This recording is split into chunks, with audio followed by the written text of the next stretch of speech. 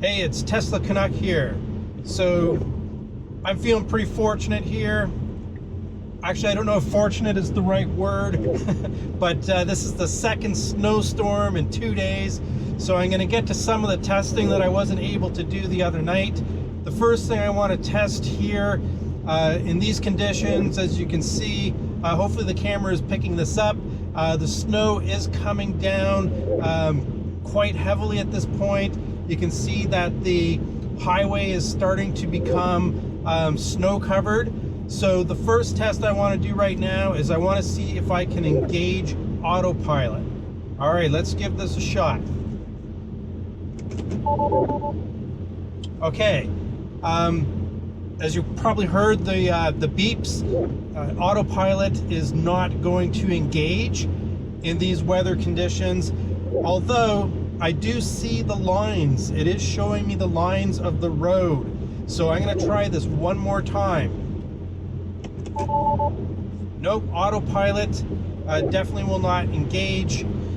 I guess even though it says that it can see the lines, there must be some other type of algorithm that's running, or some other type of technology that is not working properly, that the car is obviously deciding it's not safe to engage autopilot. So let's go on to test number 2 in these conditions. Let's see if traffic aware cruise control is going to work. All right, I'm going to engage that now. Okay, I got an error message here. It says cruise not available. So there you have it. In these type of weather conditions, you will not be able to use autopilot or traffic aware cruise control. The funny thing is, the other night when I did my other video with the winter tire test, the cruise control was working. So I'm not sure why today it isn't. It could be that the snow seems to be a little bit more wet. It could be that there's a buildup in the area of where the radar is. Who knows? I'm just speculating, but 100% confirmed today anyhow that in these conditions autopilot will not work, cruise control will not work. Hey, I'm back. I'm heading northbound on Highway 400 towards Barrie, Ontario, Canada. As you can see by the video, and hopefully the camera is picking it up, but the conditions are rapidly deteriorating? I couldn't get that out today. You know what I mean. So anyhow, the car's been handling really well. Like, I have no white knuckle. I'm not feeling like the car is going to be unstable in any way. So it's a really, it's a great drive from that perspective. Getting the real feel for it on a rather long highway or freeway journey in these type of conditions with the winter tires and the rear wheel drive. So anyhow, what I'm going to do is I'm going to try to see if I can find a hill. That was one of the things that in the comments section of my last video, when I tried to spin out the Model 3, some comments were, can you try to see if you can get up a hill that is snow covered? So I've got a pretty good hill in mind. I'm going to try to hit it on the way home, and I'll be back and we'll see what that looks like. In the meantime, the other update that I wanted to give you is that I actually am getting an error message now when I try to engage the cruise control or autopilot, and the error message is saying that hold on a second, let's see here, reduced radar visibility. So at least now there's an error message, and we know why autopilot and the traffic aware cruise control is not working. So all right, that's cool. We got an answer to that. I will be back shortly. I'm going to find that hill, and We're going to see if the Model 3 rear-wheel drive with the winter tires can make it up a steep hill. Probably, you know, if I recall correctly, it's got to be at least a 15% grade or steeper. So we'll see what happens there if we can make it up. All right, I will be back shortly. Hey, it's me again. So I thought of something else that we could do on the way to the hill to do the hill test. I'm going to, as soon as it's safe to do so here, I have a car coming up on my left-hand side. As soon as it's safe to do so, I'm going to do a lane change at about, we're going 70 kilometers per hour right now. There's quite a bit of snow on the road, so let's see what happens when we execute a lane change. I'm going to do it rather gradually, and maybe on the way back I'll do it a little quicker, and we'll see what happens. Okay, lane change. Here we go.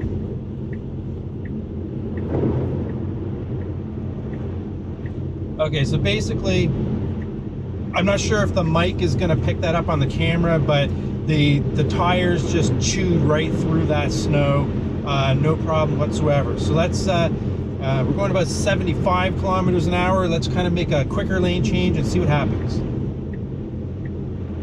In 3 kilometers, take the Ontario 89, Simcoe Road 89 exit toward Cookstown, Aliston. Okay, so yeah, that was great. You know, at 75 kilometers an hour, chewing through the snow.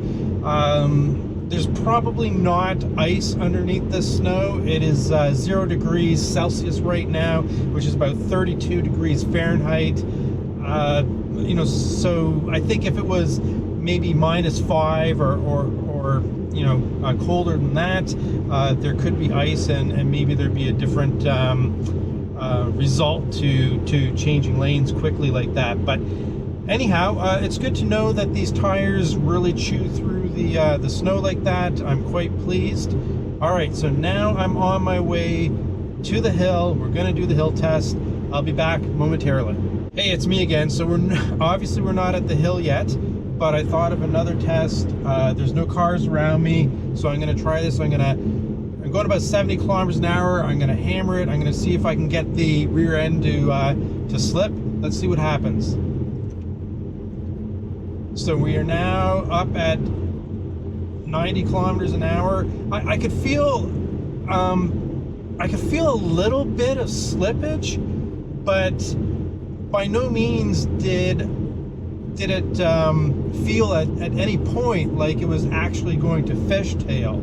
So what's happening is, you know, obviously at this speed versus the previous video I did, I mean, obviously, I think what's happening is you've got a lot of momentum, and you're feeling those corrections probably a lot more than you would if you were going much slower. So yeah, I'm gonna hammer it again. Let's see. So yeah, you can see it pull. You can probably see the front of the car on the dash cam. You'll probably notice the orientation swayed from right to left. So there is some movement there, but it is very quickly corrected. And that's like I floored it, right? So, you know, usually if you're driving in these conditions, you're probably not going to floor it. So that's worst case scenario, right? That's you know, it's good to know that your rear end just won't slide out from under you uncontrollably. So that's very good news. Okay, hopefully next will be the hill, unless I think of something else between now and then. All right, thanks for bearing with me through all of these tests. Hopefully it's given you some good insight into how the rear-wheel drive Model 3 performs with winter tires. All right, I'll be back. All right, it's me again. So we're going to be getting to the hill momentarily, but here I've got a nice stretch. I'm out in the country. I'm going to do a braking test, and let's see what happens with these wheels. I'm going to probably get her up to about 80 kilometers an hour, and I'm going to throw the brakes on. So we're at 80, throwing the brakes on now.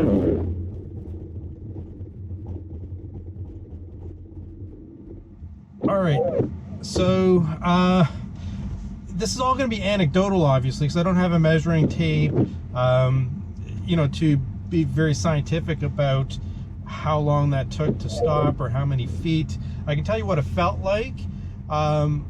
You know, it certainly felt like it was, it took a lot longer to stop than, you know, obviously if you had dry pavement and you had, you know, your all-season tires on the 4th of July, right? So, yeah, definitely it's going to take longer to stop. I wish I had a baseline for what it would be like with the all seasons, but I don't. Yeah, so, you know, yeah, I'm not sure what else to say about it. When I replay the video, maybe what I can do is I can capture when I started braking and how many seconds it took to go from 80 to a stop. So I'll see if I can do that when I produce the video. All right, so let's head now to this hill. I'm hoping you're going to be able to see it in the, you know, in the darkness here. Too bad it's not snowing in the daytime like this, but let's hit it now, because I'm just worried in the morning that the plow's already gonna, you know, be out, and it's not going to be a great test, obviously, if the roads have been plowed. Okay, so let's see. I'm just going to look at the camera here and see on the screen of the camera what it's picking up. But right in front of me is basically a giant hill. You know, I live in a pretty flat area of the country, so, you know, it's not a mountain by any stretch of the imagination, but it's steep and it's completely snow covered. So I'm going to come to a complete stop right here, kind of at the base, and let's see what happens.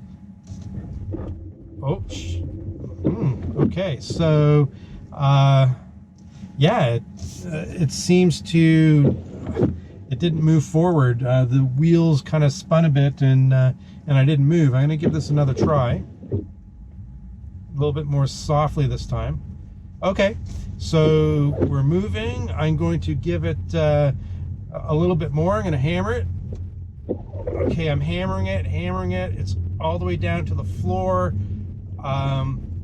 There is some movement, as you'll probably be able to see, you know, by the orientation of the hood. Hopefully the camera is picking that up, but no problem. I'm going to stop. I'm kind of like halfway up the hill here, or almost at the top. We're probably at one of the steeper points. Rolled backwards there a little bit. I'm going to see if we can, yeah. Okay, so it takes a little bit to get going, but once you're going, you know, it's not a problem. Yeah, it's interesting because the price differential for the all-wheel drive, I mean, don't get me wrong, I mean, obviously all-wheel drive with winter tires is going to be the superior option. But if you live in an area where maybe you have snow for a couple months of the year, for example, then it really is a good question to ask yourself. Do I need the all-wheel drive, or do I take the savings? And I would be inclined, you know, even here where I live in Canada, where there'll probably be snow like this on the ground for a good 3 months, sometimes 4, and I don't regret the rear wheel drive at all. So I'm completely fine with it. You know, if you live somewhere else where maybe you're getting 6 months of winter and it's pretty severe, then maybe you pop for the all-wheel drive. But at this point in time, I'm really feeling that it's not necessary. So that's just my opinion. Okay, that's it for today. I mean, that's just a several, I guess, rounds of testing of various scenarios. All right, well, thanks for bearing with me. I know this is probably a little bit longer of a video. I appreciate all your views, and please hit that subscribe button if you're enjoying my videos. And that's it for me. Tesla Canuck, over and out.